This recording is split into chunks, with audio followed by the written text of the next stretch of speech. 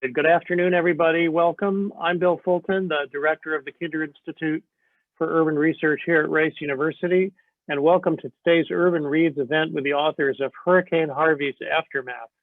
I was really hoping that we would have a hellacious rainstorm going on right now, because that would be appropriate for the topic. But the rain is held off here in Houston. I don't know how many of you are from Houston, but the rain is mostly held off, beginning to sprinkle now. We thought we were going to have a big rainstorm.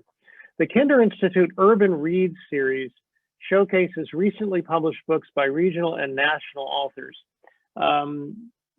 We ask you to live tweet during this event today using hashtag KIUrbanReads. We also ask for you to follow us on Twitter at RiceKinderInst, RiceKinderInst. But please use the hashtag KIUrbanReads on Twitter today.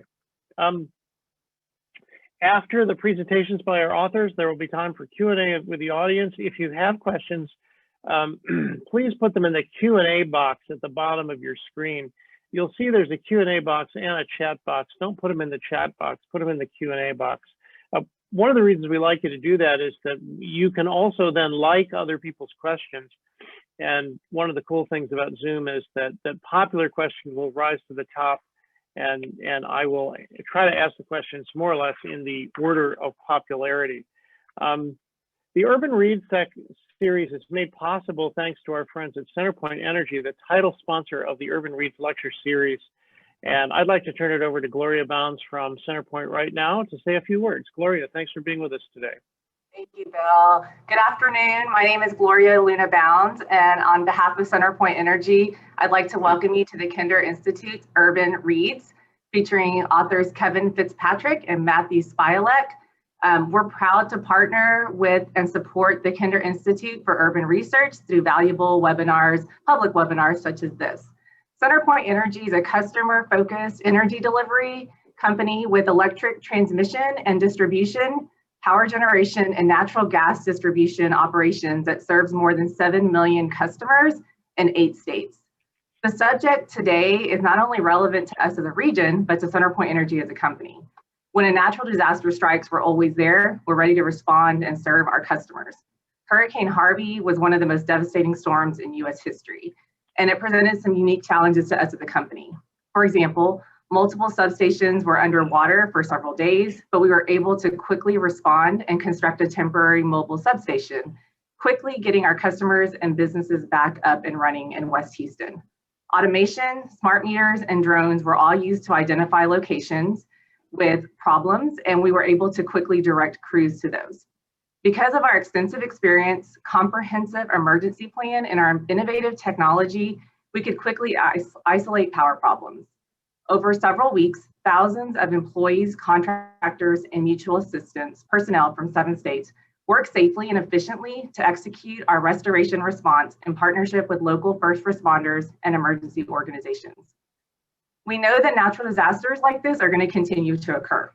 Centerpoint Energy continues to make capital investments to upgrade our natural gas and electric systems.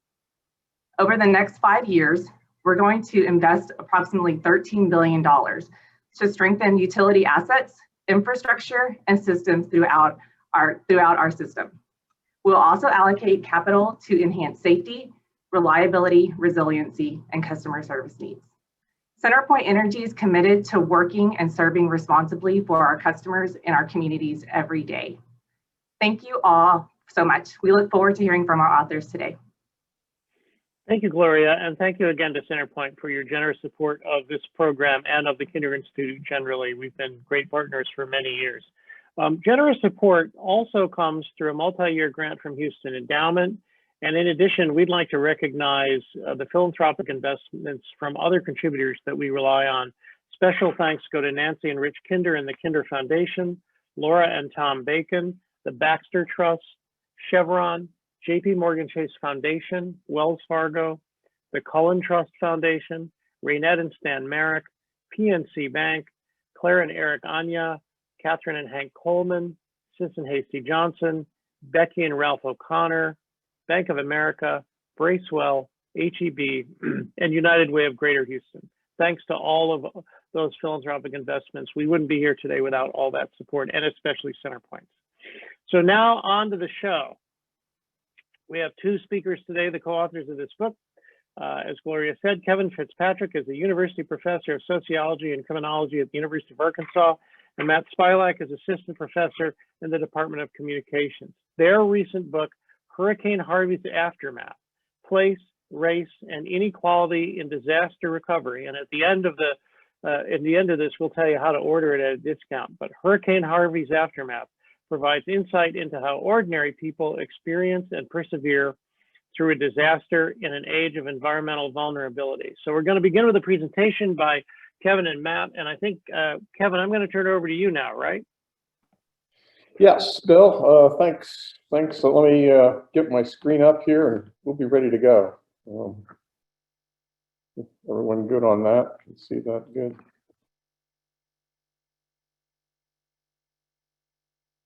Well, Bill, thanks again for inviting us, and also thanks to all of the other support that the Kinder Institute has. So we would have loved to have launched this book in person, despite the rainy weather down there.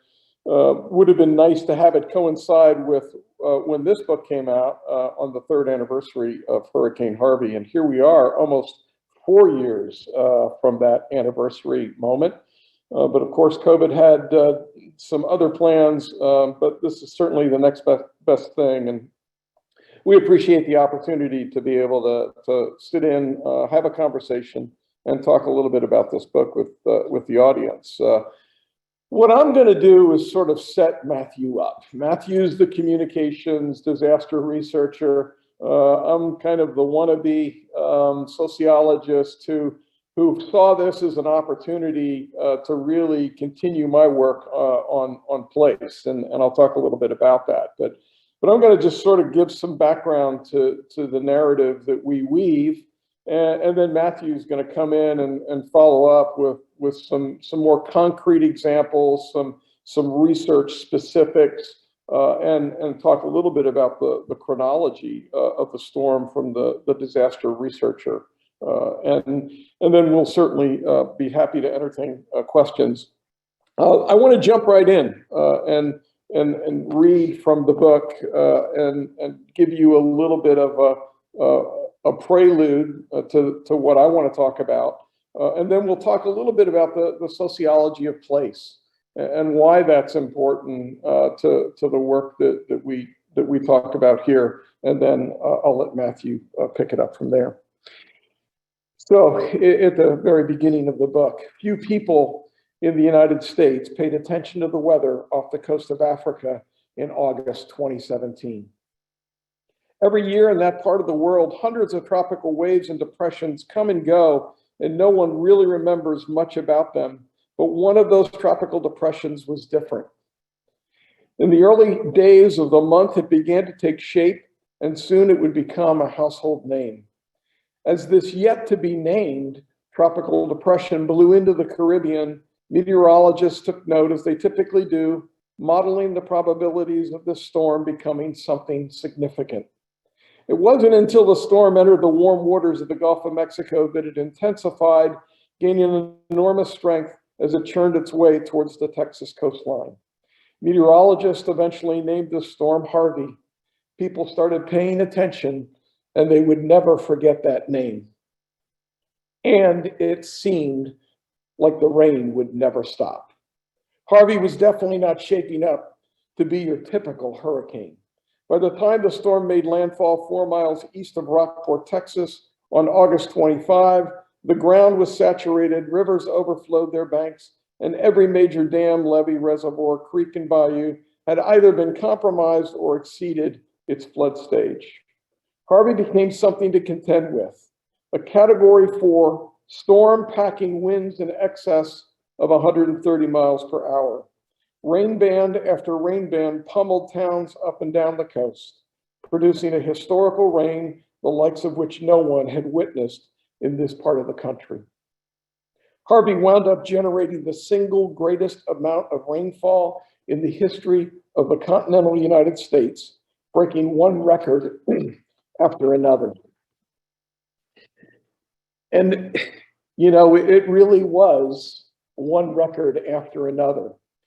that we continued to hear about even in advance of us getting down there. But once we got down there, it was clear that the water was part of the story, but there was going to be a bigger story for us to tell.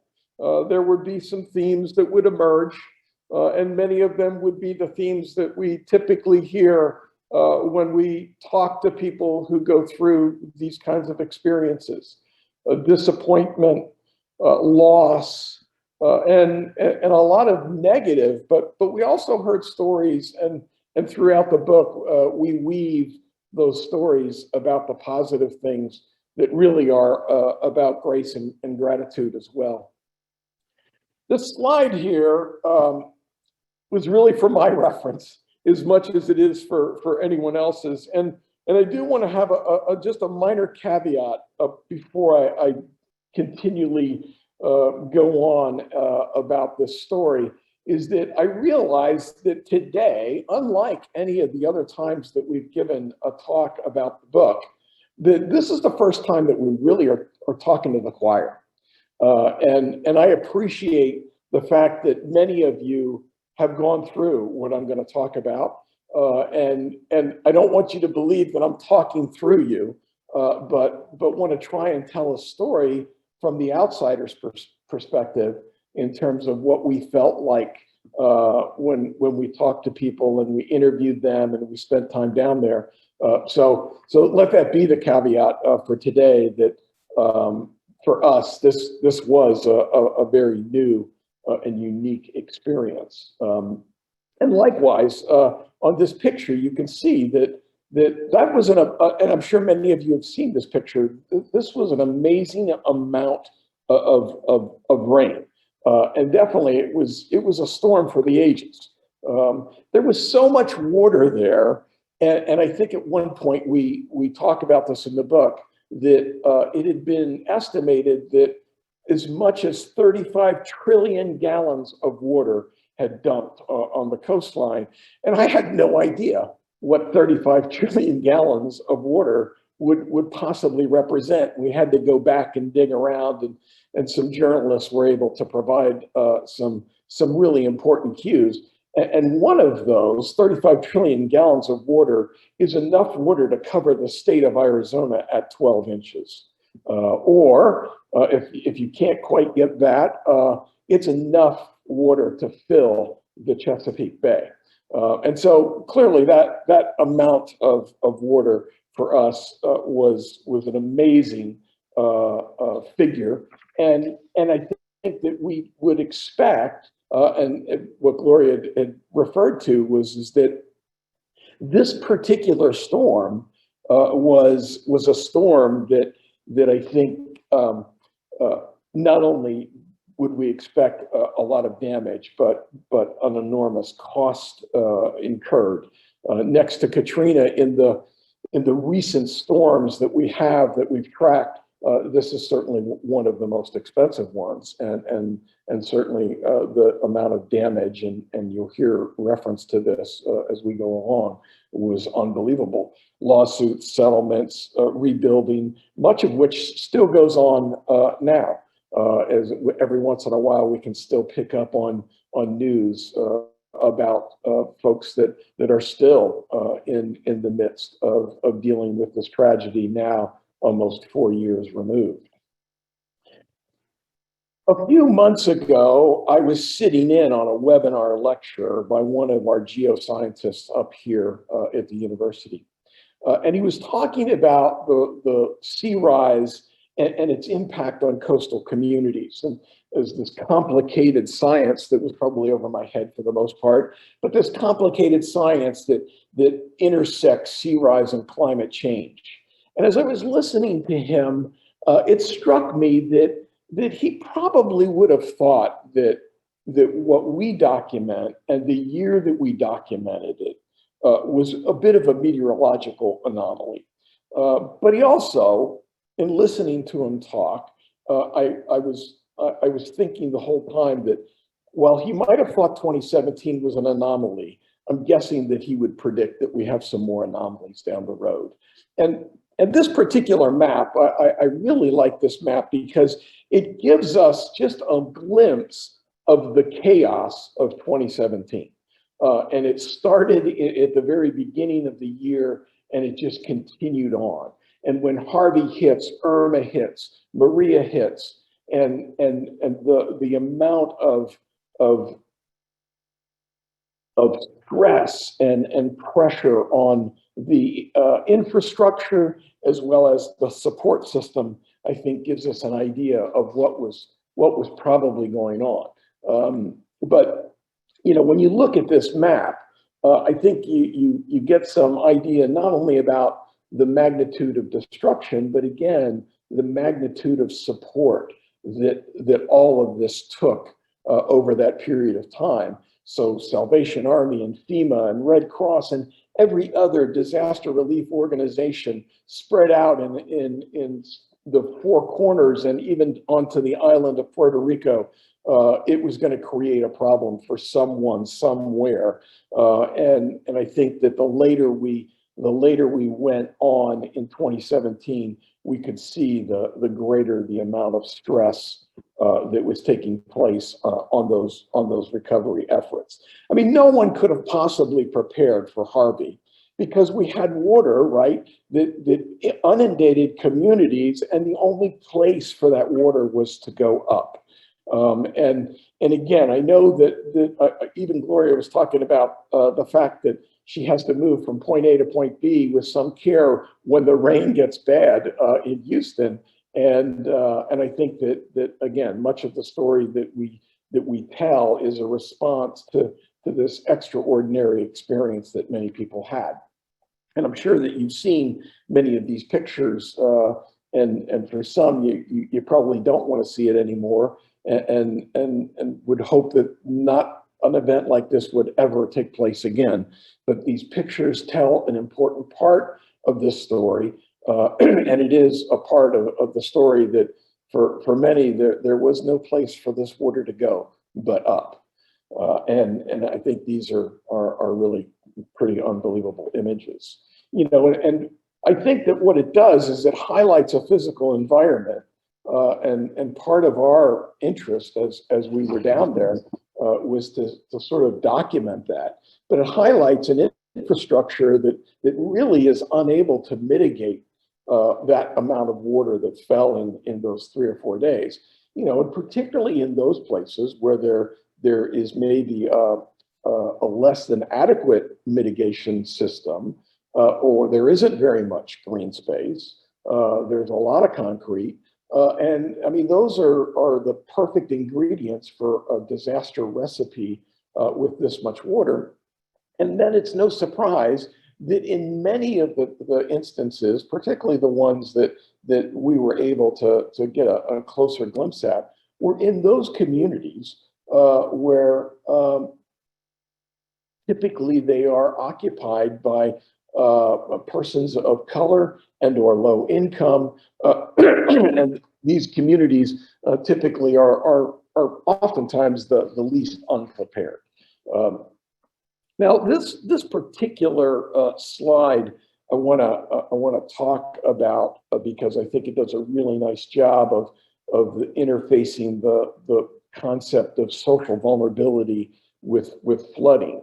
But again, just to go back for a second, what we're trying to do in this book is weave a tale about unpreparedness that is a story that has a lot to do with place. And you can see, you know, that this image, and I'll talk a little bit more about this image in a second, but this story has a lot to do with place. I mean, I have been working for the last 3 decades on this intersection of place and race and health. And not only in that work, but in this work, we are focusing on this relationship between place and inequality. Inequality that we find that runs across racial and SES lines. Inequality that reflects historical patterns of racism and segregation, and an inequality that means different outcomes for different groups of people, depending on who they are, and where they live.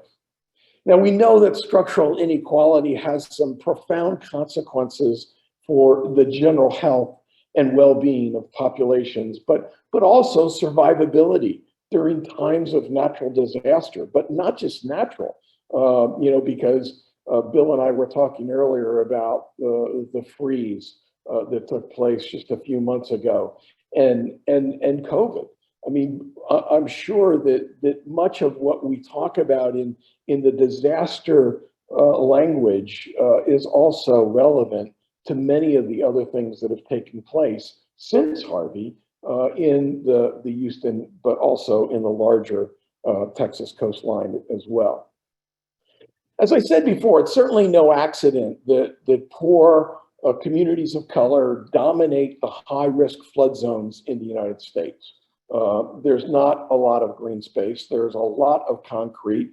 There oftentimes is a fractured or very old mitigation system. And again, I think that is a recipe for another layer to the disaster. And if you look at the cover of our book, you can see that in fact, there is one part of that is a reflection, but there's also a reflection of another type of community that even wealthier communities were not immune from this. And I'm sure that many of you found water in your neighborhood when you didn't expect to see it. And there was a lot of poor decision making that was going on that was not only impacting those communities of lower income status, but also others as well. Again, I think that this slide does a really nice job of capturing a couple of things. Let me just quickly orient you that the high flooded areas and neighborhoods, and just to orient you physically, you're looking at the metro, the Houston metro, with a bit of the coastline more to the north. We're missing on this picture the southern part of Corpus Christi, but you'll see that in just a second. These background colors give us an idea. Red represents the highest flood areas, and the background colors represent the degree of social vulnerability. So again, communities of color, income, age, other economic indicators, but wealthier neighborhoods in lighter color, darker ones in lower SES neighborhoods and areas. And you can see that, again, the lighter shaded areas were not immune from flooding, but look at the concentration of water and where, in terms of neighborhoods and communities, where the devastation was. Again, we can see that the lighter neighborhoods were the less vulnerable. They were not immune from the disaster, but certainly there's a pattern. And this disaster pattern, I'm guessing that any of my sociological place friends who study and work on racial and income segregation could lay a map over what I present here, and we'd likely see interesting patterns of disaster impact that connects directly with patterns of segregation as well. But again, the water was impacting communities across the coastline, and what we tried to do was to represent a story of not just one person who happened to live in one particular community, but a diversity of places and people spread across the coastline. And that's a bit of a challenge. And for a rookie disaster researcher, that was nearly overwhelming. And I don't have time to talk about every story and about every brick wall that we ran into, but I do want to just talk a little bit about our efforts to generate some kind of a representative sample.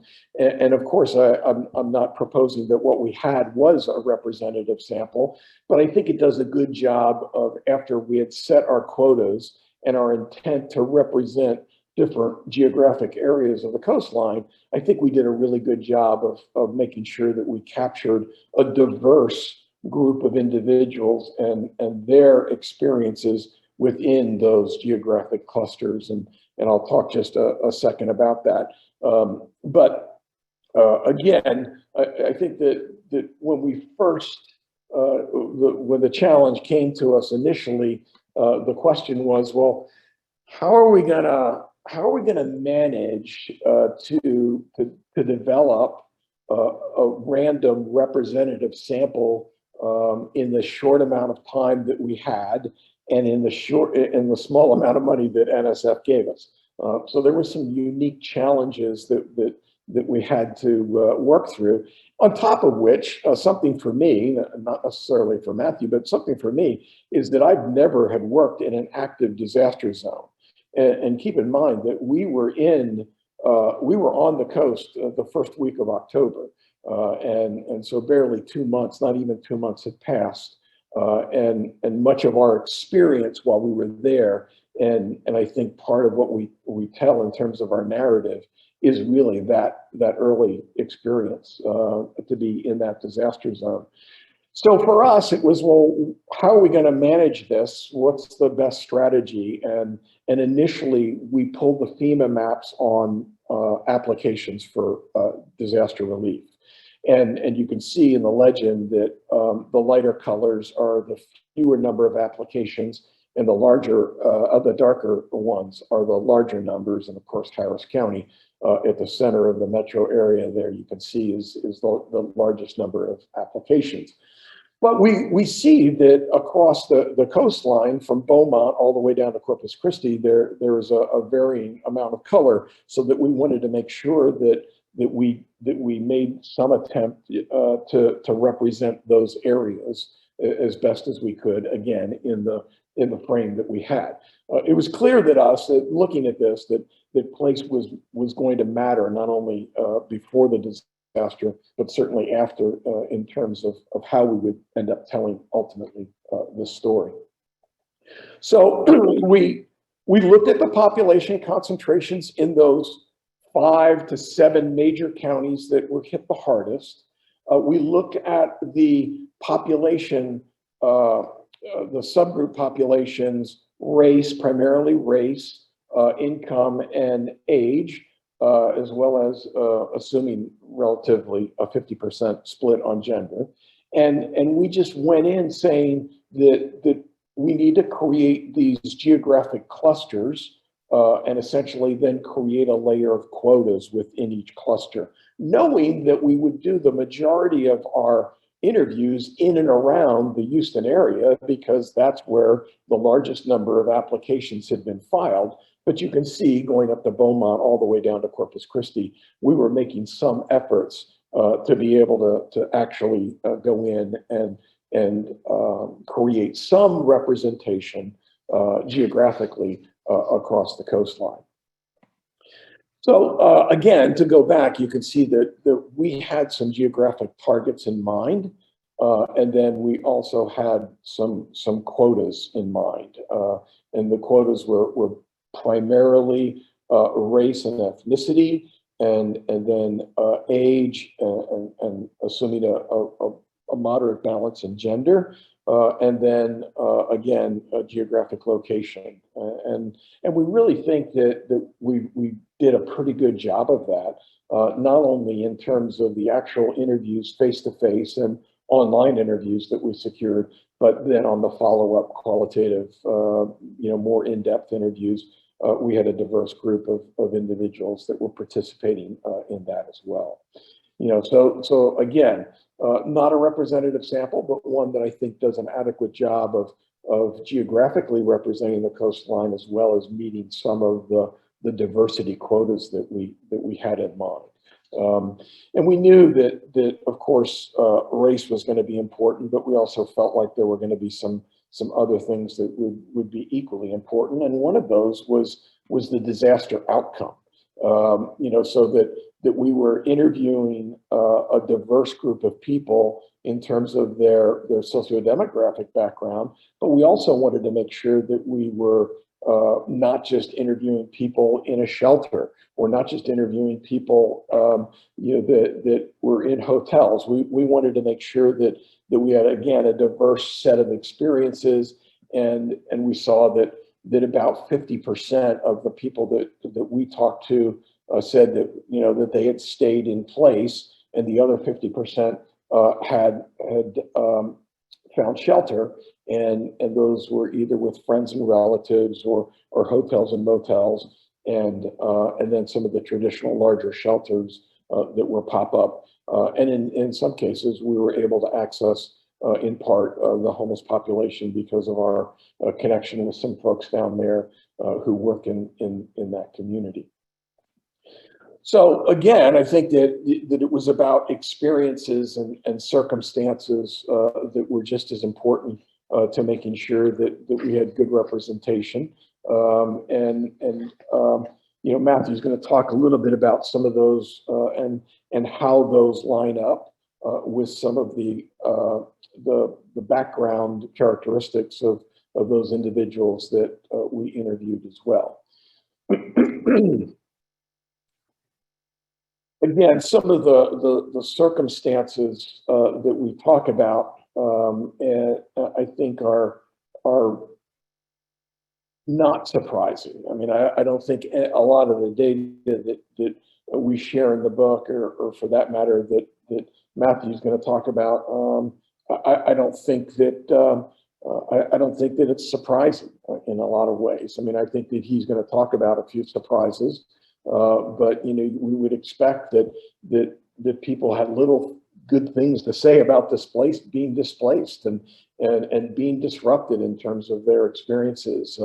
And some are rebuilding, and at the time when we got down there, and some were not. And I think that this is a picture that I took when we were down there, and here we are, less than 2 months, and this is in what I would consider to be a kind of an upper middle class neighborhood. They were stripped down to the bare and ready to rebuild. And driving around that neighborhood that day, it had looked like a snowstorm had hit. And it doesn't reflect right here. I wish I would have had another picture, but the snowstorm was the creation of all the board being ripped out of houses, and just a mass of white dust all over some of these neighborhoods. But as we got further out of Houston and started to drive around in I guess what would be considered to be slightly more rural areas, this is what that looked like. There wasn't any sound. There was nobody working.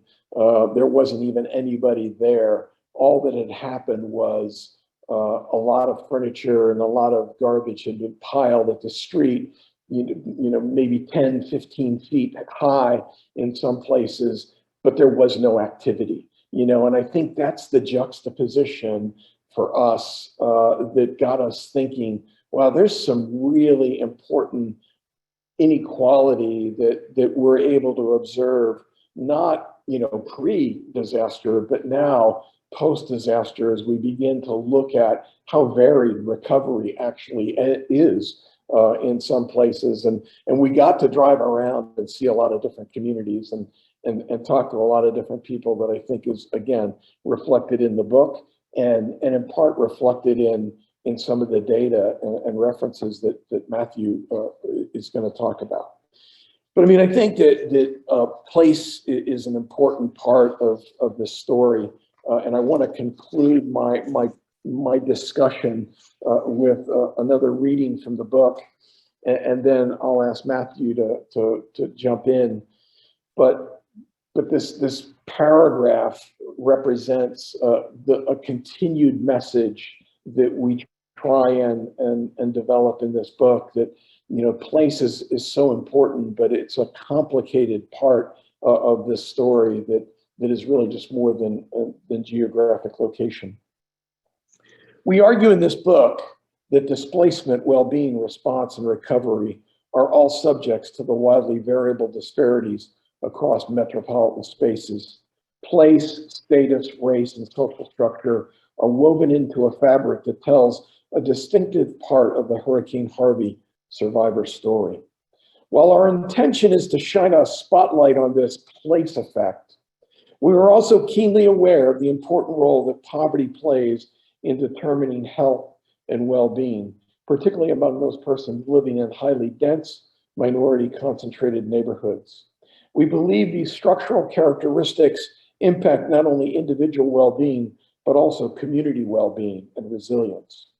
Though often not included in the recovery conversation, poverty, inequality, and segregation need to become part of the next generation's disaster management agenda. We must address racial and economic discrimination and the role that it plays in impending preparedness, survival, and recovery. You know, again, I want Matthew to sort of pick up the story, but for us, it is something that reflects a deep standing divide that we can identify along very specific categories, along very specific elements.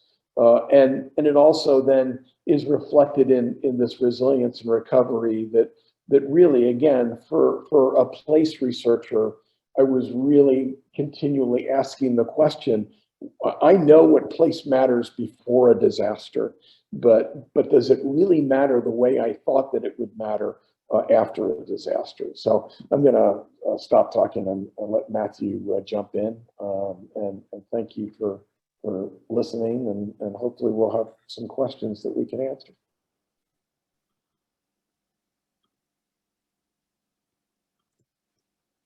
All right, thanks, Kevin. So as Kevin has been referring to this idea that place and race mattered in Hurricane Harvey, what Kevin is essentially referring to is a perspective known as disaster social vulnerability, which suggests that factors such as race, ethnicity, socioeconomic status, immigration status, and a variety of other factors will influence not only one's exposure to a disaster, but also their ability to recover.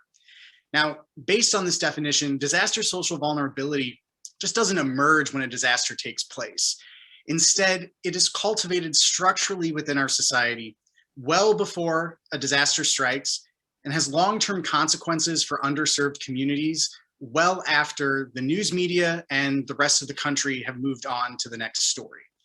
Now, given how pervasive disaster social vulnerability would be, one might wonder where we would even begin to identify it within the context of Hurricane Harvey.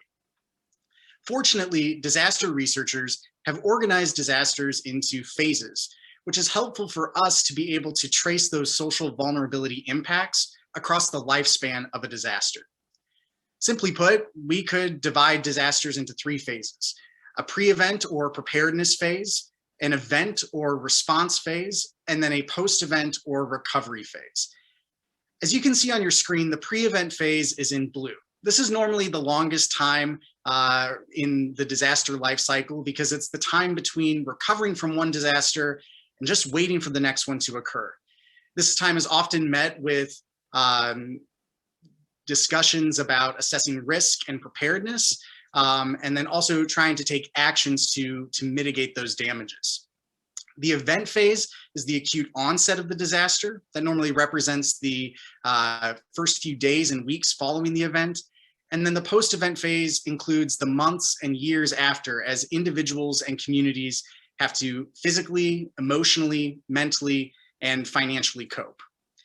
Now, we could probably spend a long time discussing this, but what we will actually do is use this phased approach to disasters to identify one disaster social vulnerability impact in each phase. Specifically, in the pre-event phase, we will discuss communication challenges that existed between emergency management officials and local residents.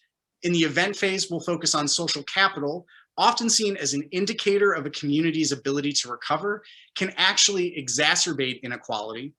And then finally, in the post-event phase, we'll discuss disaster mental health disparities across race and ethnicity. To begin, let's address those communication challenges. Now, I may be a little bit biased here because I study communication, but communication is important in disasters because it can help us foster something known as community resilience. Norris and colleagues refer to community resilience as the network of capacities that a community has in order to remain strong and withstand some type of shock or stress to their system. I think one way that we can try to understand what community resilience is to just think about resilience in general and think about materials that are resilient. So you'll see on your screen this image of a rubber band. Now, if the rubber band is being pulled or stretched on, a stress is being placed on it, if it's resilient, then once we're done pulling on that rubber band, it will bounce back and retain its shape if it doesn't snap. Now let's look at that in the context of a community. Let's say that a community is a rubber band.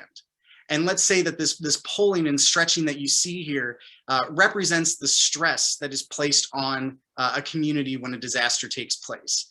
Obviously, there are going to be loss of life, destruction, the economy might slow down, there are going to be trauma that people are experiencing in terms of mental health reactions. And in some cases, communities are literally pulled apart as individuals are displaced and they're not sure when they will be able or if they will be able to return to their community. However, if a community is able to use some economic and social characteristics, it might be able to bounce back, or as Brian Houston argues, bounce forward and become even more adaptive for the next challenge that they face. Now, there are a variety of different theoretical and conceptual models of community resilience, and researchers posit a variety of different factors, a formula that communities could have in order to be resilient. There's variation across each of these models, but the one factor that remains consistent in all of these models is the need for effective communication. And there's actually empirical evidence to support this.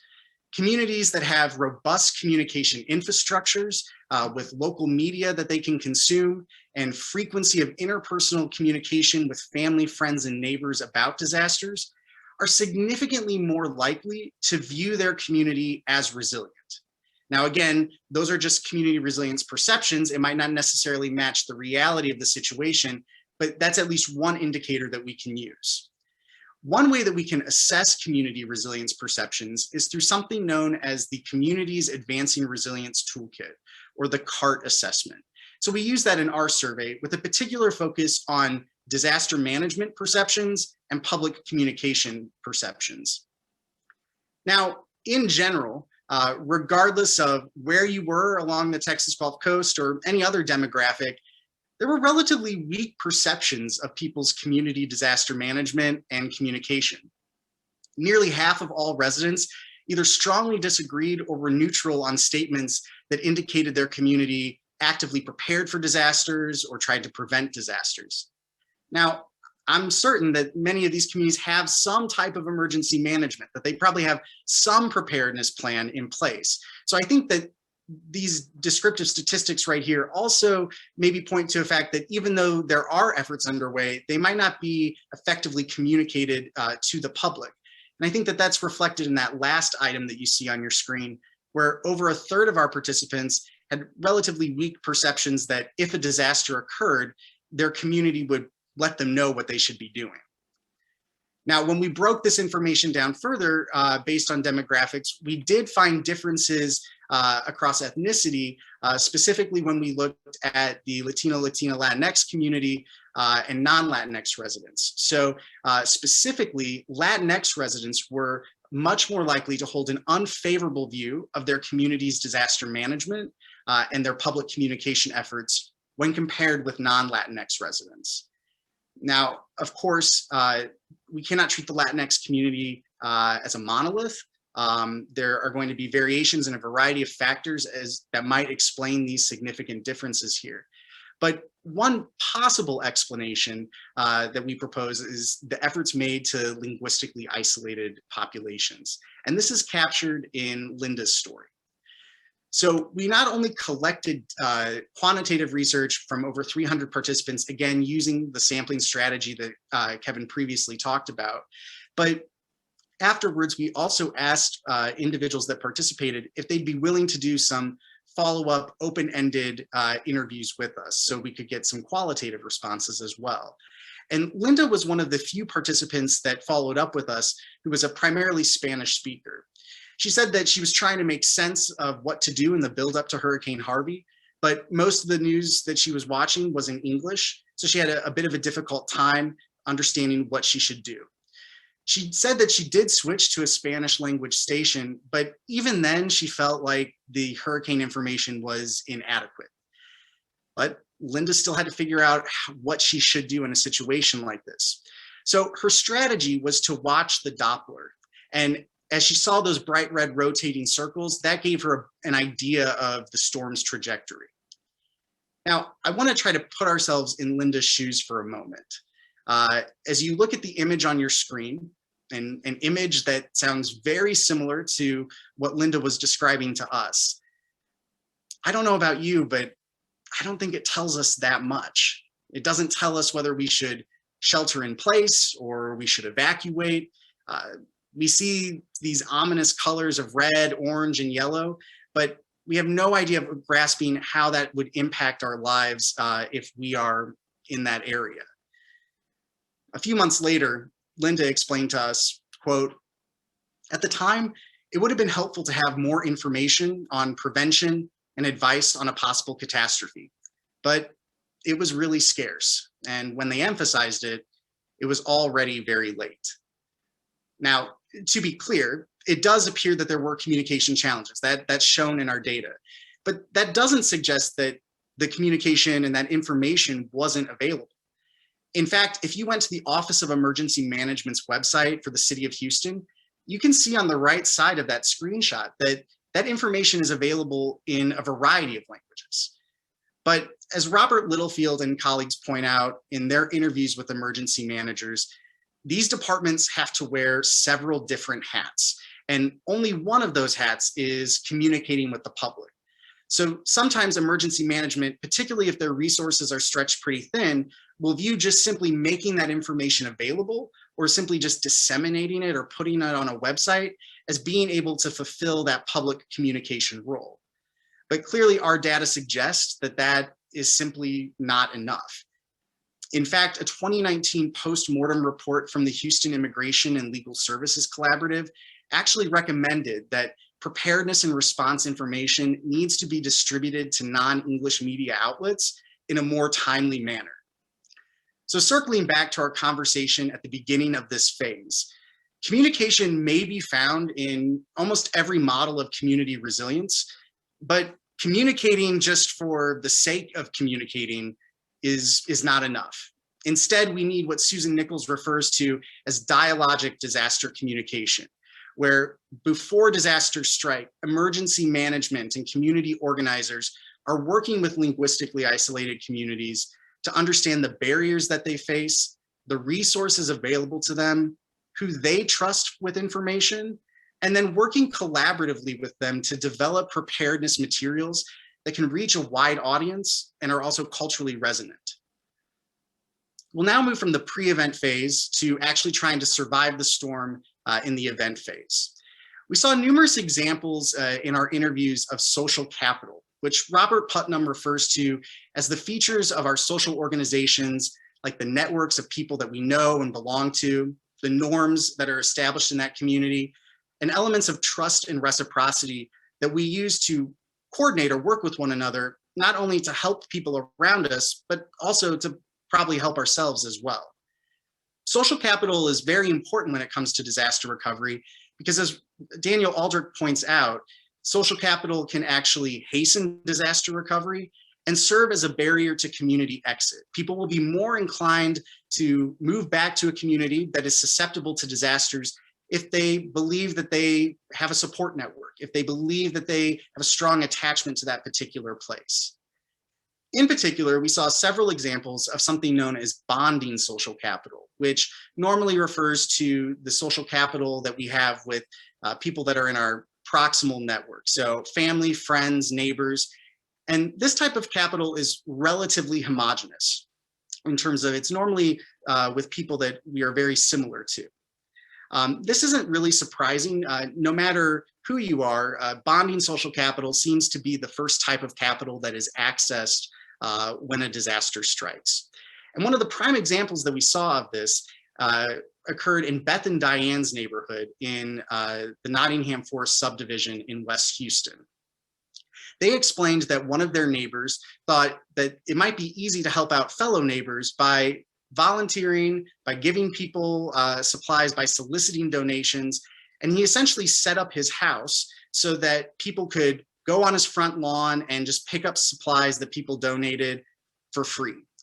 Beth explained that those supplies ranged from something as small as a tube of toothpaste to clothes, toaster ovens, and generators. They even affectionately referred to this as the, quote, Nottingham Forest stores. Again, a good example of bonding social capital, because normally this type of capital is associated with strong group identification. Now, this is a good example of how bonding social capital helped people. But let's contrast what was happening in Nottingham Forest with what else was happening on the ground, particularly in Houston. An August 30th Wall Street Journal article explained that many Houstonians on that same day were in a, quote, fruitless search for supplies, as many stores, including Walmart, were shut down due to power outages, and many roads were blocked off. So as we look at this image, I mean, I think it brings us back to this time last year, to the panic buying, to the empty shelves, to the frustration. And so we think that these people are experiencing this frustration. Compare that to what is happening in the Nottingham Forest subdivision. Now, this is a good example as well that there could be some problems or some challenges with bonding social capital, because bonding social capital may result in pooling together resources for an inward-oriented group that comes at the expense of other people. As Kevin pointed out, it's not to say that the residents of Nottingham Forest didn't struggle or didn't have disaster exposure, but it's a relatively affluent neighborhood. And those resources are staying within that affluent neighborhood instead of trying to distribute it across the city and across to more vulnerable populations. This points out what Pierre Bourdieu says about social capital, that it has to be more than just the connections that one has to their community. Instead, we also need to discuss social capital with economic and cultural capital as well.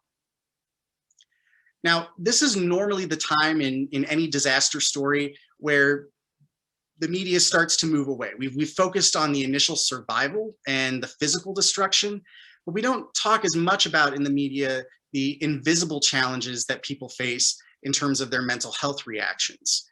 But mental health plays a large role in disasters. Specifically, disaster exposure is associated with increased rates of post-traumatic stress disorder, depression, and anxiety. And in a meta-analysis of disaster mental health studies, Miria and colleagues found that roughly 30 to 40% of people that are directly exposed to a disaster would qualify for a probable PTSD diagnosis.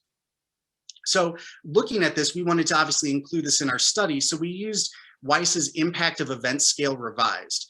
This is a 22-item assessment that has a range of symptoms, and people rate how distressing those symptoms are on a scale of 0 to 4. There is the possibility that you can use this as a cutoff for probable PTSD. Some scholars would argue on that, but we present both options in our research. Now, what we found was that approximately 25% of our respondents met the criteria for a probable PTSD diagnosis. Now, what is interesting about that percentage right there is it's very close to the 30% that was found in that meta-analysis I just mentioned. But I know that the Texas Flood Registry spoke to the Kinder Institute as part of this lecture series back in August on the 3rd year anniversary. And in their research with the registry, they said that 25% of the people that responded explained that they had severe impacts and mental and emotional challenges because of Harvey. So I think that this is interesting that we're seeing a very similar data point with a totally possibly different data set. And so it seems like a quarter of the population was facing some challenging mental health reactions. Now, there were significant differences across race and ethnicity when it came to how distressing these symptoms were. So non-white individuals were significantly more likely to report more distress from these symptoms than white individuals. But when we looked at the actual diagnosis cutoff, again, non-white residents there was a higher percentage of them reporting probable PTSD, but there was not a statistically significant difference between those two groups. So again, just to clarify, not a statistically significant difference with the probable diagnosis, but a significant difference in how distressing the symptoms were. Now, we can speculate about some of these disparities in mental health. Obviously, there have been reports that have come out that show that economic and environmental injustices have placed communities of color in an area that they have an increased level of exposure. And we know that increased levels of disaster exposure is going to be positively correlated with more challenging mental health reactions. In some of my own research that is separate from this grant, when surveying the Latinx community down along the Texas Gulf Coast, what we found is that individuals associated their hurricane exposure with perceived daily discrimination for being Latino, Latina, Latinx. And so what I think we're also seeing here is just like a compounding trauma taking place, that this association is being made and that this is also contributing to maybe some of these disparities as well. So where do we go from here? Jacqueline Solway explains that disasters can be revelatory crises that help shed light on individual and systemic forms of ethnic and racial discrimination that predate a disaster. Certainly in this case, I think we can make the argument that Hurricane Harvey is a revelatory crisis, but it is not an outlier. We've seen in the past year with COVID and the last few months with the Texas freeze that this is not just something that can be isolated to one event. So if this is going to be a revelatory crisis, again, from a communication perspective, I think we have to think about how we frame these events. Disasters are not just a climate issue, and they're not just an economic issue, but they're a public health issue and they're a race issue. And so I think we need to continue to have the conversations that we've had today. Those conversations need to continue on in our communities. And along the way, we need to make sure that the people most susceptible to these disasters, what Kathleen Tierney refers to as the vulnerability bearers, that they have a seat, a voice, and a vote in the decision-making processes when it comes to disaster policy. Because Hurricane Harvey may have started off as a natural hazard, but because of the decisions that we make as a society, it became a disaster. Thank you. Okay, thanks. Thanks for that, for both of you. You can both come on back on the camera now because we're going to ask some questions. The last thing, Matt, you said was that, almost the last thing you said was that underrepresented communities, people are more vulnerable, need to have a voice in basically the disaster planning process. What do you think that looks like, and how is that different from what we've seen in the past? Yeah, so I mean, I think a couple things. First of all, I think that we could look at it ecologically, right? So the involvement that can take place in neighborhoods. So joining a community emergency response team, you know, that's a way at a very hyper local level to get involved. But I also think it will require involvement at a local government, state, and federal level in terms of advocating for oneself, but also working to actually get a seat at that table. I know that in reading about what's been going on in Houston in terms of the allocation of disaster funds, what we can see, you know, when 25% of the funds allocated for Hurricane Harvey are going into East Houston and other relatively affluent areas are getting a lot more of that money, I think it shows that we need to make sure that people can hold positions of power to help make those decisions. Okay. I'm going to move on now to the audience questions. I'll remind the people in the audience that if you have a question, put it in the Q&A box at the bottom of the screen, not the chat box, the Q&A box. We've got some questions there. And again, if people have already done this, you can click like on other people's questions to move it up the list, and that is happening. There's two questions here. There's some methodological questions here. There's two questions here. The first two that you see in the Q&A, I'll kind of combine them because I think they're related. The number of FEMA individual assistance requests was shown, but do we know how many of them was accepted, and was there a relationship between the applications and accepted, particularly in terms of who was socially vulnerable? A related question, were you able to compare the social vulnerability map and flooding with the applications, and what were your observations? So what did you glean from all the IA applications that you had access to, and what that told you about social vulnerability? Yeah, well, I think that great question, and the short answer is I would absolutely believe that there is a direct relationship between applications, or in this case, an indirect, opposite effect. But we use that as kind of an aggregate way to drill down to Arkansans knowing little about the Texas Gulf Coast and what we would likely face. I mean, that was kind of our starting point, right? And we had to make some decisions quickly about how we would geographically go in and begin to build quotas. I think that's really, it's an interesting relationship. The other part of that, I wonder, is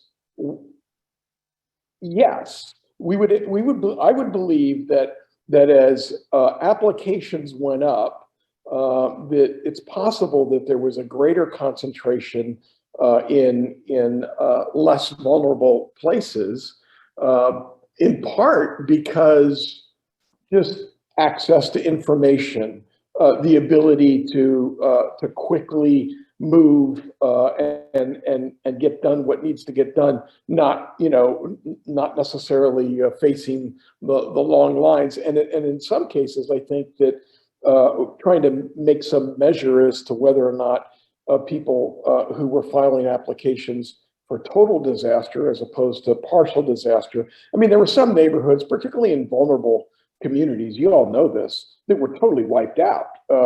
There was no infrastructure, there was no Wi-Fi, people lost everything. So I'm sure that was slowed in terms of that, they're actually getting applications. But yeah, I think that probably the vulnerable are actually there's a lag effect there in terms of them actually getting not only applications filed, but actually getting support and money. And we did not layer segregation and vulnerability and or flooding. We didn't have access to those maps at that time. Yeah. I believe that would have been, particularly instructive. Another question. Here's another question from Helen Spencer. Did you notice any particular trends among older adults and how they experienced the disaster? Did you tease anything out of that, and did they have more or less social capital than anybody else?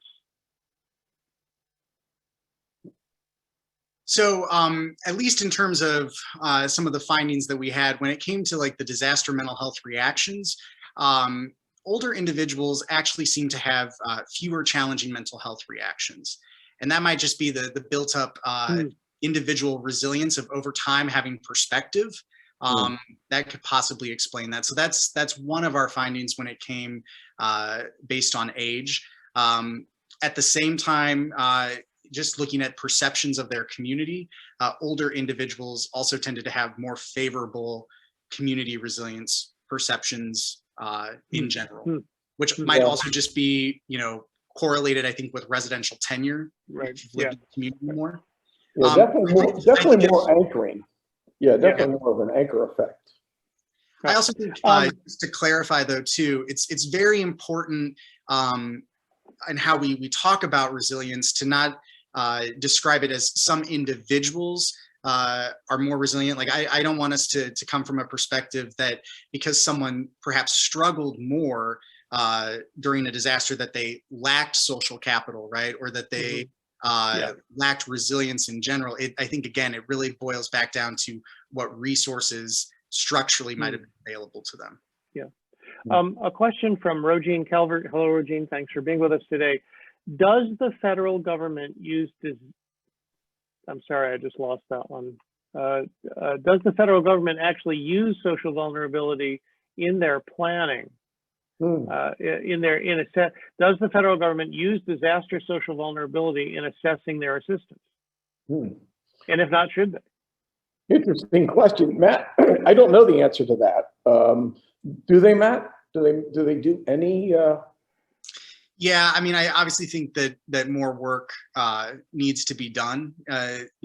One strategy that's being used at the federal government level is a whole community approach, believing that communities are going to have that local knowledge that they'll know what's best to help them. It's also important that local communities have a say. As Kevin pointed out, the frequency and magnitude of these disasters are increasing, but clearly we're continuing to have disasters take place where we're seeing communities of color disproportionately impacted. So certainly more work needs to be done. Just a quick question on the map you showed, Kevin. There was some question as to were those census tract zip codes? What were those? That was just the county map. Yeah, that was the county map. Okay, all right. They did not at that time. They didn't have any drill down for us to. All right. Grant Patterson, hello, Grant, a former Kinderite, asked a question. Do you have examples of cities where more responsive or representative media outlets might provide better actionable information for different linguistic or race groups, aiding better outcomes? Going back to the Linda problem, I guess you might call it, Matt. So is the question examples along the Texas Gulf Coast? No, are there any? I think Grant's wanting to know, are there examples from anywhere? Is that something that there's good examples somewhere for? I don't have an example off the top of my head that I could provide. Yeah. Okay. Jose, we'll move on then. Jose Solis, it's a very pertinent question. Disasters seem to be continuing to escalate beyond the predictive models. And since we're going so far beyond anything we've imagined before, how can we be sure that we are adopting appropriate preparation recovery strategies for vulnerable populations? Great question. Yeah. I mean, beyond best practice, right? Because if we just operate on best practice, we know where that gets us. I don't know, Matt, do you feel like there's new conversations that are taking place that are really more informed by the increase in disasters one after another and their intensity? He even mentions it's no longer Category 5, but Category 6 storms. Yeah, I mean, I would say so. I think that 2017 again was one of the worst on record, but they've continued to increase since 1982 in terms of the disasters taking place. Yeah. I mean, I think the conversations that we'd have to have would be pretty unique. Would be certainly I think a bit out of the box because I mean, I have people all the time asking the question, how is it that Harvey happened after Katrina? How could those look so much alike? And I think, part of the story behind in the background is that we keep using the same strategies, assuming that somehow as best practice, they're going to work, but it continues to impact those same communities that are typically the ones that are hurt the worst. I'd also have to just quickly add in there, it's going to require some political will from the public, right? So, I think that we generally have a pretty myopic view of risk, thinking, well, that's down the road, that will happen to me later, or maybe not at all. So it's harder to convince the public that we need to invest in advance on mitigation efforts for something that may or may not happen, rather than waiting and investing in the recovery. Yeah, we got time for a couple more questions here. The one question had to do with the reference. Where was the reference for your definition of resilience? One of the audience members said that was from F.H. Norris and included, and actually the reference is in there. I assume that's correct. Moving on, an interesting question was in your definition of community resilience. That was a very good description of that, by the way, and we at Kinder have done a report on community resilience in Houston. Do you consider debt, access to capital, and the historic unequal effects of benefit cost ratio as it's defined by FEMA and other federal agencies. Do you consider that in your definition of community resilience and how that might affect things? Absolutely. So going back to that Norris definition, one of the capacities that they use is economic development. And they talk about the rule of relative needs versus the rule of relative advantages. And I think that speaks directly to that participant's question, right, about access to capital. Again, as someone that studies from the communication standpoint, I'm not necessarily focused on the economic component, but that is something that is definitely built in generally to community resilience definitions. Okay, last question, because we're almost out of time, but this is the big one. What is the main lesson learned that can be derived from your book and that can be used to guide local government efforts to build social capital beyond or in addition to a seat at the table? Well, let me just go first because I think Matthew really needs to hit this one. I want to be able to and you know, all along my intent was we can't keep making the same mistake. We have to change our strategy. We have to change our approach because again, the same kinds of people keep getting hurt by these kinds of storms. And I mean, we're so unbelievably advanced that we can't make mistakes like this anymore. I mean, I hope that the takeaway is that we need to change and we can't let another disaster like this happen. Yeah. Okay, Matt? And I just add to that in order to do this, again, I think we need to invite people into this conversation. And I'm not just talking about the seat at the table, but I think that we sometimes look at disasters, if we don't live in a disaster impacted area, that it's not something that we should be concerned about. So I think if we frame these events in ways that you don't have to live in Houston to still care about what's happening in Houston and the people there, I think framing disasters in a way that can bring more people into the policy conversation is important moving forward. Okay, great. Well, thank you very much. Matt Spialek and Kevin Fitzpatrick from the University of Arkansas, thanks very much. The book is Hurricane Harvey's Aftermath, and I think we're about to see that you can receive 30% off of this book if you use the code shown on the screen, Harvey30-FM, Harvey30-FM. You go to the NYU Press website and you'll get a 30% discount. So thanks again, gentlemen, for being here today. Just a word to the audience on upcoming events, and thank you for so many of you for hanging with us to the end. On April 28th, I'll be doing a webinar with the Lincoln Institute for Land Policy on how a Sunbelt community like Houston can become more resilient, back to the question of resilience. You all are looking forward to the annual luncheon, now the lunch out, because it's virtual this year, where Steve Kleinberg will share the findings from the 40th annual Kinder Houston Area Survey. For those of you in Houston, we are honoring Bob Urey, the longtime president of Central Houston. A couple of other quick events. On June 3rd, we're going to have a program tied to the publication of the book, The Texas Triangle, written by Henry Cisneros and myself, among others, when we'll talk about what makes it unique and the implications of the Texas Triangle for Houston's economic future. And then on June 16th, we'll be featuring Professor Fred Wary from Princeton, director of the Dignity and Dead Network. He'll be talking about debt and financial citizenship and the impact of that, particularly in underserved communities. So all those things coming up ahead. You can register for the upcoming webinars by just going to kinder.rice.edu or by scanning the QR code, which is on the screen right now. You see it right at the top of the screen.